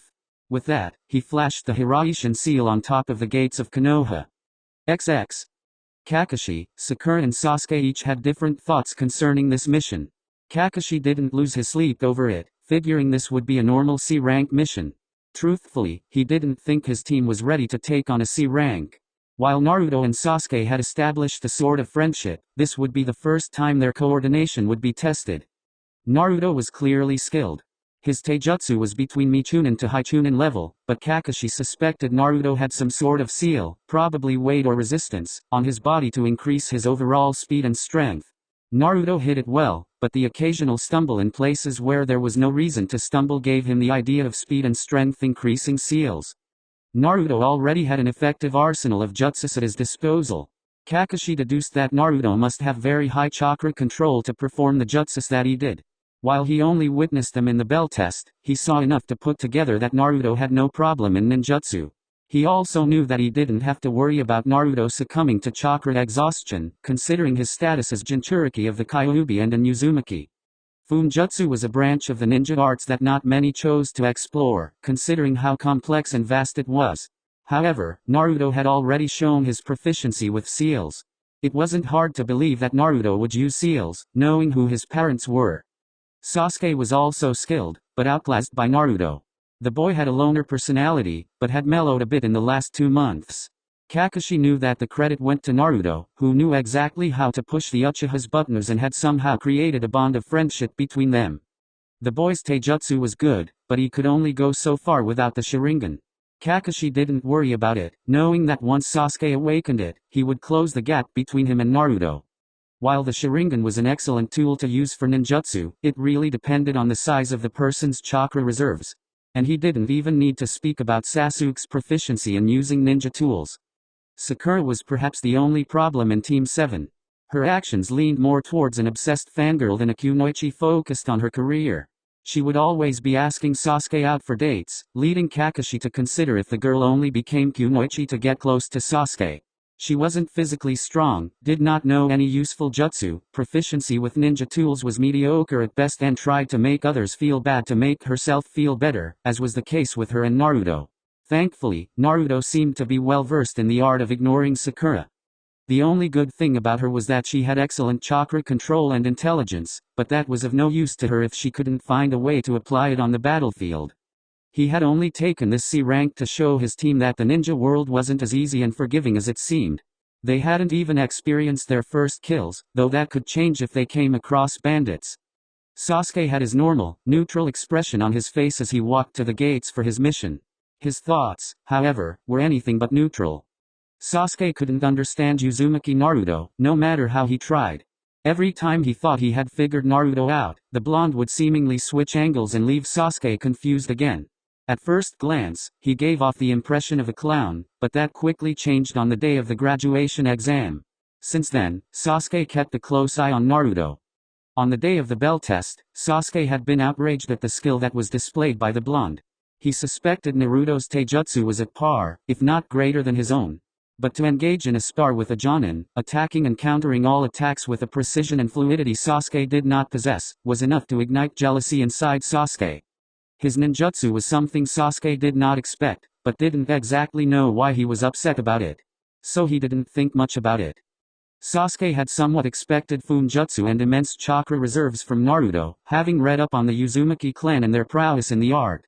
He could accept that, but that was not the most surprising thing that happened to him. He had thought that Naruto would hold a grudge against him for how Sasuke treated him at the academy, but instead of giving him the same treatment, Naruto had extended a hand of friendship towards him, telling him that he was willing to put aside the differences between them in order to work together. At first, Sasuke had refused, firm on his belief that he will be only held back. But Naruto persisted, to the point that Sasuke agreed if only to get him to shut up. And it was, all right, to work with him. Naruto invited him to occasionally have ramen with him at Ichiraku's. Sasuke had accepted every time, desperate to piece together the puzzle of Naruto. They usually talked about their training schedules, more like Sasuke wanted to know how Naruto became so strong. They talked about their childhoods, surprising Sasuke just how similar they were. Sometimes, they just complained about Sakura, with Naruto rambling and Sasuke pitching in every 5 minutes. And the weird thing about these meetings, it became easier to talk to him every time. Sasuke was now pretty sure that he did not consider Naruto as a weakling to be dismissed at the first glance, but rather as a scale to measure himself against. He respected him, he wanted to become as strong as Naruto, in hopes that he would surpass him and finally become powerful enough to kill his brother. He had accepted Naruto as a comrade, for now. Sakura happily made her way to the gates, Sasuke being the main thought on her mind. She was sad how Sasuke always denied her a date, but kept her spirits high, just in case he decided to accept the next time. But in the past 2 months she had spent with her team, she was witness to some rather troubling developments. The first was that she was forced to accept that she could not use Naruto as a step to boost her confidence anymore. He had made it very clear that he would not tolerate her picking on him anymore. That made her realize with a small amount of shame, that she had very unnecessarily picked on Naruto, who had no hand in anything that upset her. The second was that Naruto was strong. Easily stronger than Sasuke, and she was not just talking about chakra reserves. She knew about the Uzumaki clan. Naruto was the physically capable of them all, proven when he could physically exert even more than Sasuke. He would take much longer than her and Sasuke to get tired and recover much more quickly than both of them. The third and hardest to accept was that Naruto and Sasuke came from very similar backgrounds. She refused to believe that at first, going so far as to call him an orphan and could never match Sasuke. She was shocked though, when Sasuke came to Naruto's defense. He admonished Sakura, saying that she had gone too far. He harshly reminded her that he and Naruto shared the fact that they were orphans. Since then, Sakura had felt tremendously guilty and had tried to act nicer towards Naruto. She wouldn't call them friends though, they were far from that. She began to see Naruto in a new light. Though he always acted like he was indifferent, the subtle actions made it clear that he always cared for his comrades. She noticed that in the 2 months, Naruto and Sasuke had grown closer as friends. Sasuke too began to see Naruto in a new light. She saw that Naruto clearly knew that he was stronger than Sasuke, but he never rubbed it in the boy's face. Instead he used this fact to encourage Sasuke to grow stronger. She was, by no means, a friend to Naruto, but hoped that he would at least consider her a worthy comrade in time. The two reached the gates exactly 15 minutes before 7. Sakura's eyes lit up as she saw the dark-haired boy. Sasuke-kun. She waved enthusiastically, and like always, was disappointed when he replied with his customary HN. Sasuke looked around, trying to find Naruto. Perhaps this mission may force Naruto to reveal what he is hiding from us, he thought. A hand fell on his shoulder and he barely caught himself from yelping. Instead, he turned his head back as calmly as he could to see Naruto's smirking face. Sasuke tried to play it cool, but knew Naruto had already seen his moment of weakness. Before he could do anything else, Naruto chuckled and patted his shoulder. It's okay, Sasuke. Even Anbu would be hard-pressed to detect me in the middle of my pranks. Sasuke raised an eyebrow at that, silently waiting for Naruto to elaborate, but he didn't. Naruto simply leaned against the wall, waiting for their sensei. Sakura had a confused expression on her face. Naruto, why don't you have a backpack like me and Sasuke-kun? Naruto replied, well, for one, sealing scrolls are just more practical to use. It takes time to take off your backpack, and rummage through everything to find what you need. All you need to do in a sealing scroll is unroll it, push chakra into the required seal and voila. So much quicker than backpacks, don't you think? Also, I modified this scroll to suit my needs. I trust my creation more than anything else. That's an interesting outlook, Naruto. The three genin turned around to see Kakashi and their client coming. Tazuna was still drinking, but he didn't seem as drunk as he was yesterday.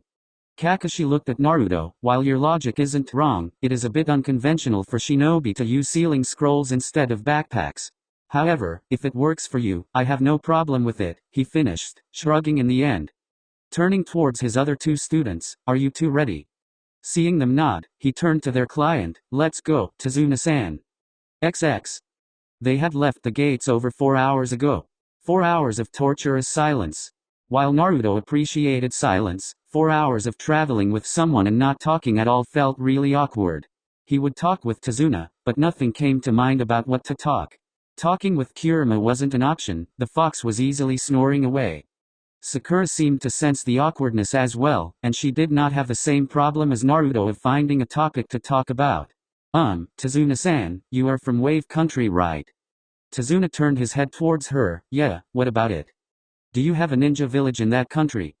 Surprisingly, it was Kakashi who answered. Actually, Wave does not have a ninja village. Each of the elemental nations has their own hidden shinobi villages. But the smaller countries don't have the resources to fund, let alone maintain their own hidden village. Budget, people, missions, there are so many resources to account for that the smaller nations can't afford. So they prefer to hire ninjas from other countries. Naruto only paid half attention to the explanation, the other half of his attention focused on the puddle to the side of the road.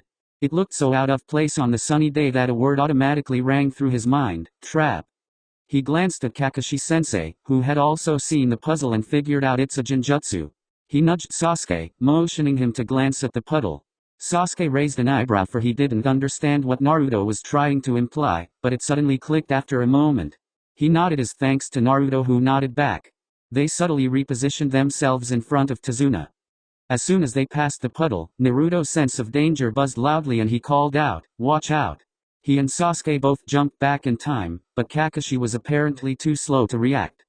Two ninjas jumped from the puddle and attacked Kakashi with a bladed chain, tearing him to shreds. At least that's what Sakura and Sasuke saw. Naruto's senses were fast enough to follow the Kairimi, followed by a minor genjutsu. "One down," the one on the right declared. They both then turned their attention towards the genin. "Sakura, guard Tazuna," Naruto shouted. He then turned his attention towards the one who was closing in on him. Holding a half-ram seal, a shadow clone popped up beside him. Together, they both held kunai in their hands, reverse grip and coated with wind chakra. Due to his excellent chakra control and the chakra-conducting metal of the kunai, the wind chakra got shaped like a second and a longer skin to the kunai. Not wasting any time, both of them engaged the ninja from different sides. The ninja scoffed and tried to use his chain, but both the Narutos easily dodged it. One of them attacked the chain while the original attacked the ninja. The ninja, whose eyes were wide after seeing the wind chakra on the kunai, was sufficiently distracted with trying to hold of the clone from cutting his chain off. Naruto took advantage of this and executed a diagonal slash along the torso of the ninja. The wind chakra easily tore through and made a deep cut. Not enough to be fatal, but deep enough to hurt. The ninja cried out in pain and instinctively held his left hand to the cut. The clone took full advantage of the opening and hit the back of the ninja's head with the blunt head of his kunai, rendering him unconscious. Naruto and his clone smirked down at the fallen ninja and bumped fists, the action causing the clone to disappear. He looked over to Sasuke, who was about to clash with his opponent, a kunai and shuriken in hand. But before he could do that, a hand appeared in the ninja's path, right in front of his throat. Needless to say, Kakashi's block easily knocked out the ninja cold. Smiling at his students, he said, "Good job on taking him out, Naruto. You too, Sasuke, keeping the enemy away from the client. Sorry Sakura, I didn't know you would freeze up like that." He tied up the two ninja against a tree. He missed the frustrated look on Sasuke's face, which turned into jealousy as he gazed at Naruto, who was watching Kakashi. He was easily able to knock out the ninja in less than half a minute. Why couldn't I do that? I got stuck in engaging the ninja instead of trying to take him out as quickly as possible. He clenched his fists in agitation. Kakashi explained, "These guys are known as the Demon Brothers. They are rogue chunin of Kirigakure no Sato. They are somewhat dangerous." Tazuna looked scared out of his wits. "If you were not skewered to pieces, why did you let your genin handle them?" Kakashi smiled. "I had to test them how they would perform in the field. Besides, I had to find out who they were attacking. Us because of the grudge between our villages, or you," he finished with a serious expression. At that moment, the ninja with one horn, the one whom Naruto had knocked out, seemed to wake up. He groaned in pain. "How did you know we were going to attack?" Naruto spoke up before Kakashi could. "A puddle on a completely sunny day, added to the fact it hasn't rained in weeks. Well done, genius," he sarcastically clapped. Sakura let out a light giggle at this. Naruto's snark was funny when it was aimed at others. Kakashi narrowed his eye at Tazuna. "We need to talk." Tazuna adopted a nervous expression. "About what?" "It was stated in the mission scroll that you needed protection from bandits, not rogue ninjas. Especially from Kirigakure, where the ninjas complete their missions, no matter the cost. Why would they be after you?" His tone was light, but the suspicion was heavy. "Unless they were hired specifically to take you out," Naruto added his 2 cents, pointing at Tazuna. Tazuna tried to think up an excuse, but it was already too late. With a resigned sigh, he asked them, "Have you heard of a man called Gato?" Kakashi questioned with a thoughtful frown, "Do you mean one who is among the richest men in the nations?" "That Gato." "I've heard of him," Naruto stated. Kakashi raised an eyebrow, silently asking to elaborate. "He is the owner of a shipping company. When I last read about him, he was among the top 15 richest in the nations. Suspected for criminal activity, but no proof, he said with his arms crossed. The very same, Tazuna agreed. Though now he is among the top 5. He came to Wave Country a bit more than 2 years ago. First we didn't think anything about it, but soon he had bought up all the shipping industry of our nation. You see, Wave Country is an island, so we are dependent on the shipping to get goods. But that wasn't the worst part. He used his monopoly to drain the country dry. The people live in poverty. Many lost their houses to Gato. Whoever protested is killed. He takes what he wants with his hired thugs, making sure nobody dares to oppose him. His shipping business covers his criminal activities. He deals with drugs, alcoholics, rare goods, even slaves. Everything and anything that brings him money. The only thing he fears is the bridge I'm building. If I finish my bridge, his monopoly will be rendered obsolete and our country will be back in business because we will be connected to the mainland. So why didn't you just tell the truth to Hokage-sama? Kakashi glared at him. Tazuna threw his hands up. I couldn't. Wave Country has been sucked dry. We don't have enough money to pay for more than a C-rank mission. Kakashi shook his head. While that is sad, you had no right to lie to the Hokage. This mission is now at least a B rank, requiring a team of Chunin and Jonin. This is not a job my genin are suited to perform. Glancing at his students briefly, he said, but as they are ninjas of Konoha, they have a say in this as much as I do now. He then turned to his students. What do you think we should do? Naruto was the first to answer. Protocol dictates that during times like these, the assigned genin team is to immediately abandon the mission and report back to the village for reassignment. Sasuke glared at Naruto, but before he could speak Naruto continued, but I say we continue, Kakashi-sensei. This mission is not just about Tazuna wanting to save money. A whole country is about to lose the last shreds of its economy because of one man who wants too much. Surprisingly, Sasuke brought up a good point, and we can't afford to let people think that Konoha will let a country fall to such a man. I say we continue, Kakashi-sensei. Kakashi looked at the two genin and then at Sakura, who still looked a bit scared. What about you, Sakura? Sakura looked less scared than before, but still scared. I say we go forward, Kakashi-sensei. Kakashi gazed at her a moment longer. He sighed and then said, very well, let's go. They missed Tazuna's sigh of utter relief. XX. Naruto put seals on both the brothers' foreheads, putting them to sleep. Kakashi told him the Konoha shinobi would be arriving to take them, so he should leave instructions for them on how to release the seal. After that, the team and Tazuna continued without any further delay until they reached the coast where Tazuna had organized transport to Wave Country. The man greeted Tazuna and cast a wary eye on the Konoha shinobis, but kept his words to himself.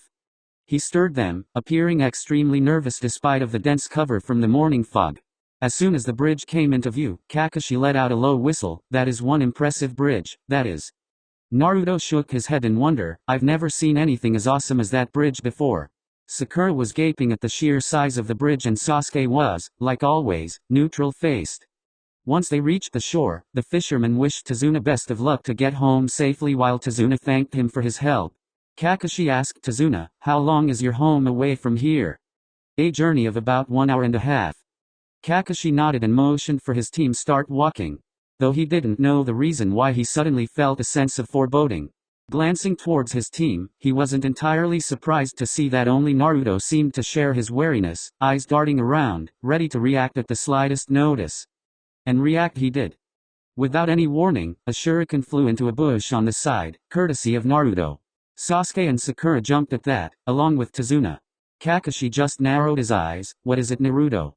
Naruto walked to the bush, a kune ready in hand. Though he was confused when he only spotted a white rabbit, scared to the bone. Sakura scolded him, Baka. Look what you did to the poor rabbit. But Kakashi and Naruto were too busy concentrating on the fact that they spotted a white rabbit. A snow rabbit whose fur is white? In the spring? The absence of brown fur indicates it was raised in captivity, were the thoughts going through the Jonin's head. He suddenly realized its purpose. His shout ran out a second after Naruto's danger sense kicked in. Down. Everyone dropped to the ground, just in time to avoid a giant, spinning from cutting off their heads. Naruto saw that Sasuke was able to bring Tazuna just in time. Everyone stood up and turned towards the tree in which the sword was buried, a man standing on the handle. He had black hair and brown eyes, his slashed kiri headband tilted upwards to the left side of his head, signifying his status as a missing nin. He wore mist-stripped pants and hand warmers that extended to his biceps. Kakashi's voice took a tone of mock surprise. Well, if it isn't Momochi Zabuza, Rogue Nin and former member of the Seven Swordsmen of the Mist. The now identified Zabuza raised a non-existent eyebrow. So you have heard of me. The man's posture radiated confidence and power. I'm going to ask you to hand over the old man to me. You do that and you get to escape with your lives. Kakashi had a bead of sweat running down the side of his face. This is really bad. Zabuza is a high A rank missing nin, bordering S rank, which easily upgrades this B rank to a high A rank. Naruto had similar thoughts running through his head. Damn, our luck must be really bad if we have to face off against a swordsman of the mist. I don't stand a chance against him. But we have no choice other than to fight. Damn it. Naruto took out 2 kunai from his hip pouches, held in reverse grip and ready to engage, but Kakashi held a hand in front of him. Everyone stay back. He is not someone you can take on. It'll be tough, even for me. Unless I use this, he said, lifting up his hitade and exposing a blood-red eye with 3 tomos in a circular pattern. Zabuza gave a dark, amused chuckle. The Sharingan, this early, Kakashi? I'm honored. I've read about you, back when I was in Anbu. The man who is said to have copied over 1,000 jutsu, Sharingan no Kakashi. Sasuke's head whipped around to stare at Kakashi, more specifically, at his left eye. How does he have the Sharingan? It's supposed to be an Uchiha clan jutsu. Did he steal one on the night of the massacre? Before he could think of anything else, mist slowly started to surround them. In just a few moments, the mist was so thick it was hard to see 2 feet in front of them. Suddenly, an incredible amount of killing intent filled the air, causing all of them to tense up. But Naruto relaxed after a moment, having gathered his wits. This was nothing compared to what Kurama put him through. Sasuke and Sakura were another story. Sasuke was frozen in his place, while Sakura was barely keeping herself from crying. The killing intent seemed to relax and Kakashi's voice rang out. Don't worry, Sasuke, Sakura. There is no way I will let my comrades die. Kakashi had released his own killing intent, easing up some of the pressure. Turning back, Kakashi said, he'll come after me first. Zabuza is a known master of the silent killing technique. Before you know it's over. Naruto whispered back, but sensei, aren't you at a disadvantage here? The Sharingan is not meant to see through dense fogs like this. You would be needlessly wasting your chakra. Kakashi had to admit Naruto had a point. Before he could say anything, Zabuza's voice came from all around the mist. 8 points, liver, lungs, spine, clavicle vein, jugular vein, brain, kidneys and heart. These places, if hit too hard or cut too deep, are a one-hit kill. Where should I strike first? Naruto formed a single bird seal. Fuuten, Taka. Wind style, breakthrough. The burst of wind he expelled blew away all the fog, revealing Zabuza standing a few feet away from the group, sword in hand. Now it is better for you, sensei. Naruto smiled, kunai held in reverse grips. He had already released all his resistance seals. Zabuza clicked his tongue in annoyance. Annoying brat, he cancelled out my jutsu. How the hell does a genin know wind manipulation anyway? Naruto saw it. Zabuza was staring at him with annoyance, but before he could react, Kakashi appeared behind his back, slashing at him. Zabuza collapsed in a puddle of water. Mizubunshin, huh? Naruto and Kakashi thought simultaneously. Zabuza appeared behind Kakashi, slashing him off. A flicker of surprise was visible when Kakashi too collapsed into water. Kakashi came up behind him. Nice try, he mocked. Zabuza chuckled, so you copied my jutsu, hiding in the trees and waiting to strike. Clever. He swung his blade towards Kakashi, who ducked under it and slashed his own kunai as a counter. However, the force behind Zabuza's blade was much more than Kakashi anticipated, and almost went down to his knees. Zabuza did not hesitate in giving a chakra-enforced kick to Kakashi, who was unable to dodge in time. Gritting his teeth, he crossed his arms and blocked it. He was rewarded with promptly being sent flying over into the water. Surfacing, he instantly knew something was wrong. The water was too heavy. Too slow. Zabuza said as he appeared behind Kakashi, weaving hand seals. Suten, Suro no Jutsu. Water style, water prison jutsu. In a matter of seconds, Kakashi was trapped in a dome of water maintained by Zabuza. Though both of them didn't notice Naruto's smile, having successfully copied the jutsu. None of you know what it means to be a ninja. When I was your age, brats, I already had blood on my hands. Sakura asked, what do you mean? Kakashi said, he is talking about the reason he became known as the Demon of the Mist. 15 years ago, a child killed over 100 students. A child who wasn't even a ninja. Naruto lamely uttered, "Oh, dot." However, he was quick to recover. "Well, here goes." Kakashi tried to stop him. "Don't, Naruto. We have lost. Take the client and run." "Hell no, sensei. We are not going without our team leader. You still owe us some real training." Naruto was about to use the water chain jutsu to disrupt Zabuza's control on the prison, but was forced to dodge the water clone that tried to take his head off. His heart was pumping, his adrenaline levels rising, his mind entering battle focus. He complimented Zabuza, using a jutsu while maintaining another one? That's some really impressive chakra control. He easily weaved between the slashes. Zabuza, the clone, chuckled, "Thanks kid. You aren't too bad yourself, dodging my strikes like that." Naruto flipped back, putting some distance between him and the clone. "Well, having a giant butcher knife like that doesn't exactly do you a favor in the department of speed, pal," he offhandedly commented. Forming the hair sign, he thought Suten, Mizurappa. Water style, wild water wave. A wave of water rushed at the clone from his mouth, who jumped up to dodge. Smirking, Naruto formed the Hef Ram to weave the water towards the clone, who couldn't dodge midair. He was expelled into water. Not wasting any time, Naruto maintained the Hef Ram and formed over 20 shadow clones, who moved to engage the real Zabuza, who scoffed and easily dealt with them with his blade one by one. While this was happening, Naruto took the opportunity to shake Sasuke out of his stupor. Gripping his shoulders tightly, he harshly whispered, "Get your head back in the game, Sasuke. I need your help to free Kakashi-sensei." It seemed to do the trick as Sasuke snapped back into awareness. In a moment of acknowledging Naruto as leader, he asked, "What should we do?" Naruto unrolled his scroll and slapped his hand onto a seal. A puff of smoke revealed a Fuma Shuriken, folded. Naruto rolled the scroll back and slung it. All of this happened in just 10 seconds. He handed the folded shuriken to Sasuke, who glared at him. "A simple Fuma Shuriken won't work, Dobi." Naruto thrust it into his hands anyway, an impatient look on his face that said, "Just follow my lead." As soon as Sasuke held it, a look of realization came onto his face and he looked at Naruto with wide eyes, who smirked and winked at him. A predatory smirk of his own appeared as he prepared to follow Naruto's plan. Zabuza had just finished off the clones when he spotted the Uchiha holding a Fuma Shuriken and running at him. The brat leaped impressively high and threw it at him. Zabuza was not impressed. He simply plucked the shuriken from air as if catching a frisbee. "Is that all you can think of, brats?" Suddenly, another shuriken appeared, hidden in the shadow of the first. Zabuza scoffed angrily, "You are underestimating me, brats. Still not good enough."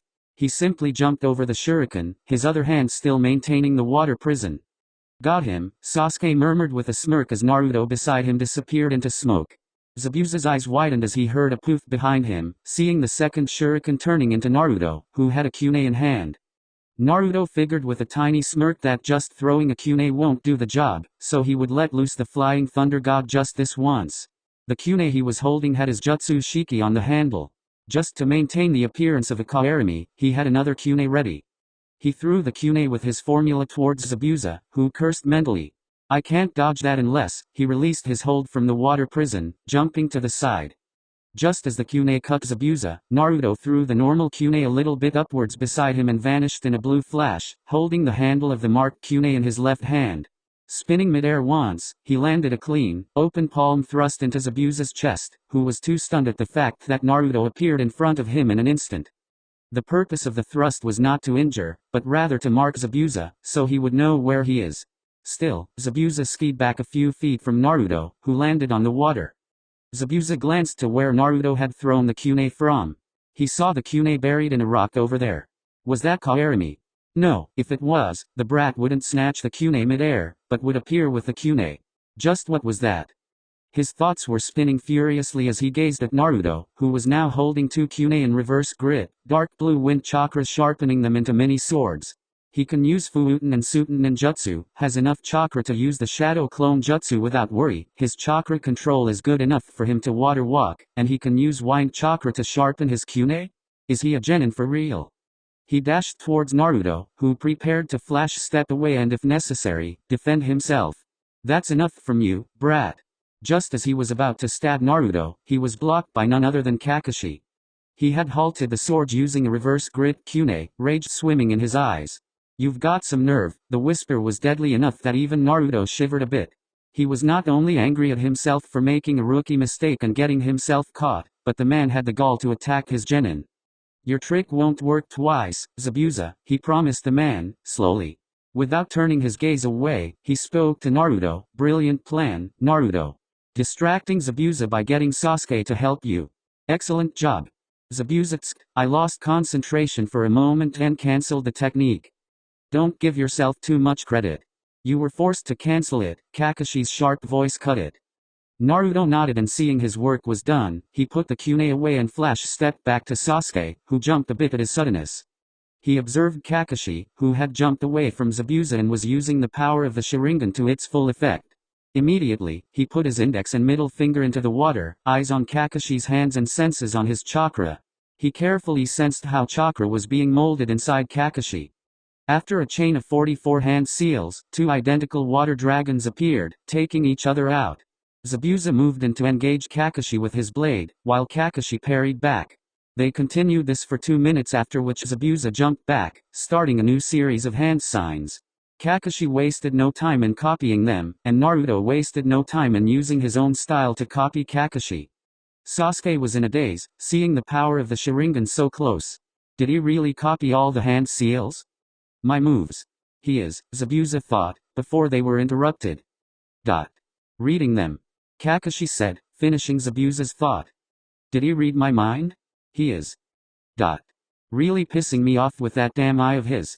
Kakashi finished, for Zabuza. Continuing to copy Zabuza's hand signs. Continuing with his hand seals with Kakashi copying Zabuza, the man yelled, all you're doing is copying me. You can't beat me with those cheap circus tricks, you monkey bastard. Kakashi, yelling the same thing, continued to copy hand signs. Zabuza came to a slight stop, seeing an image of himself behind Kakashi. What is that, a genjutsu? Zabuza thought. His slight falter cost him the victory as Kakashi finished the jutsu ahead of him, Suten, Deibakyufu no Jutsu. Water style, giant vortex jutsu. Literally, a giant vortex formed around Kakashi, much larger than his body. It approached Zabuza at incredible speeds, who was unable to do anything. It slammed into him, and he was washed away like an insect under the force of the jutsu, slamming roughly into a tree and leaving him dazed. Kakashi approached Zabuza with a kunai in hand, intent on finishing him off. Groaning in pain and bracing himself for his death, Zabuza asked him, can you see the future?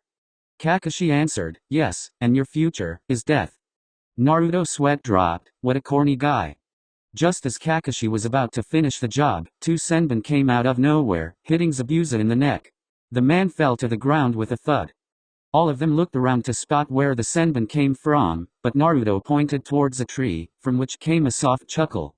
A masked person was standing on a branch. Looks like you were right. The person had long black hair along with a slender frame. The outfit was Kirigakure pinstripe which stopped at his knees.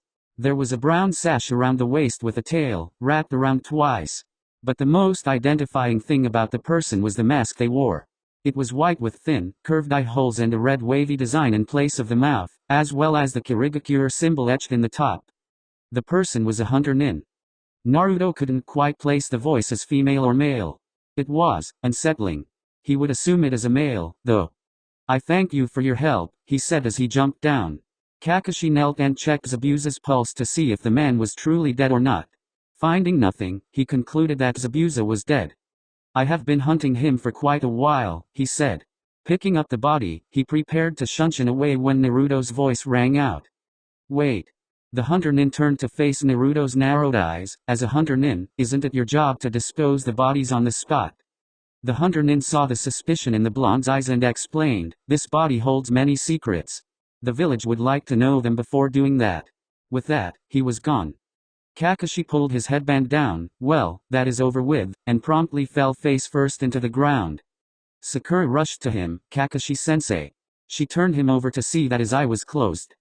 It's probably chakra exhaustion, Sakura. She turned towards Naruto. He explained, the Sharingan is an Uchiha Kekkai Genkei. It is not meant for him and as such, consumes his chakra faster. He just needs time to recover. Tazuna spoke up, well in that case, let's hurry to my house where he can recover safely. Naruto nodded and created 3 shadow clones. One of them hinged into a stretcher while the other two put the exhausted Jonin on it and started walking. Sasuke walked beside Naruto. "Hey Naruto," the said boy looked at him, "how did you know about the demon brothers before they attacked us? And what was that earlier, putting your fingers in the water?" Naruto turned to him, confused. "Haven't I told you before that I am a censor?" Sasuke's eyes immediately narrowed at him. "What?" Naruto sighed. "This will take a while. XX. Meanwhile, back in the village, the Sandaime was sitting in the meeting room with the Shinobi Council on one side and the Civilian Council on the other. The three elders, Hamura, Kaharu and Danzo stood on his right side. A civilian spoke up. "Why have you called this meeting, Hokage-sama?"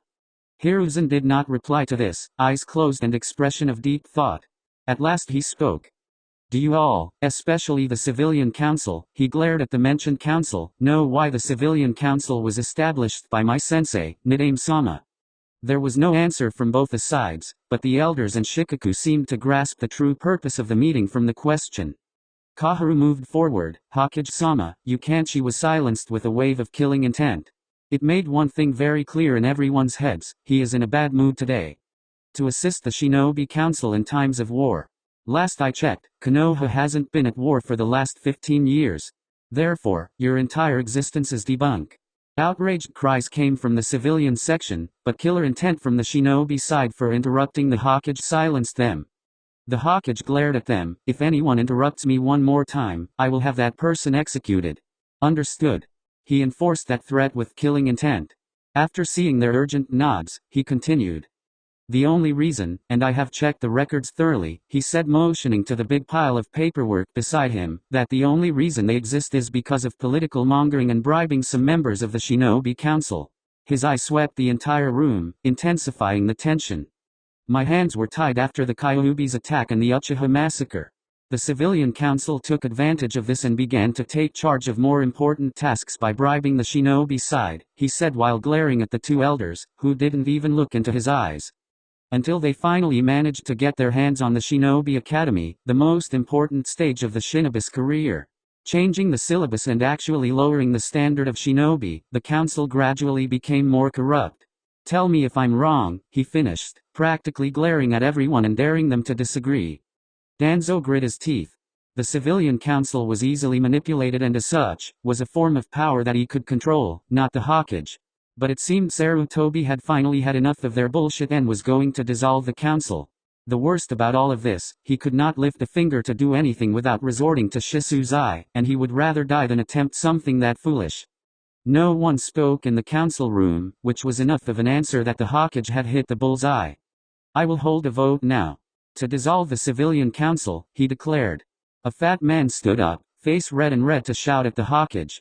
He didn't even finish the first word that came out of his mouth before his head rolled on the ground, courtesy of the Anbu. They cleaned up and vanished back into the shadows. Suddenly seeming to remember something, he turned to the elders. "Before I commence the vote, the elders will not be voting, seeing that their position only allows them to advise and as such, have no say in any final decision made by the Hokage." Kaharu and Hamura had a defeated posture. Heads down, shoulders sagged, an aura of dismay. Danzo simply stared ahead, not showing any emotions. Sarutobi had caught them totally unawares with this maneuver. "All against dissolving the Civilian Council on basis of the charges that I have read." The entire civilian side raised their hands, but they knew that they were defeated. "All in favor of dissolving the Civilian Council on basis of the charges I have read." The entire shinobi side raised their hands. Their numbers were equal to that of the civilians, but the air of smugness was unmistakable in the room. A tie-breaking vote was required of the Hokage, who said, "I am in favor of this notion." Straightening up, he declared, "The Civilian Council is dissolved as of today. I will appoint a shinobi committee to review all the corrupted laws they have passed related in favor of themselves. A separate division will be responsible for reviewing shinobi areas. The Civilian Council can leave now." All of them slowly got up, an air of defeat around them all. They filed out of the chamber one by one. "The elders, please leave. I have some important things to discuss with the shinobi clan heads." The elders couldn't protest against this as well. Clan business was serious, and no one, even the Hokage, was to interfere unless it concerned the integrity of the village. As soon as they left the room, Hiruzen snapped his fingers. An Anbu appeared with a scroll held in his hand. He put it on the Hokage's desk and went back to his post. A signal from the Hokage caused all the Anbu to leave the room. Hiruzen opened it, revealing it to be a storage scroll.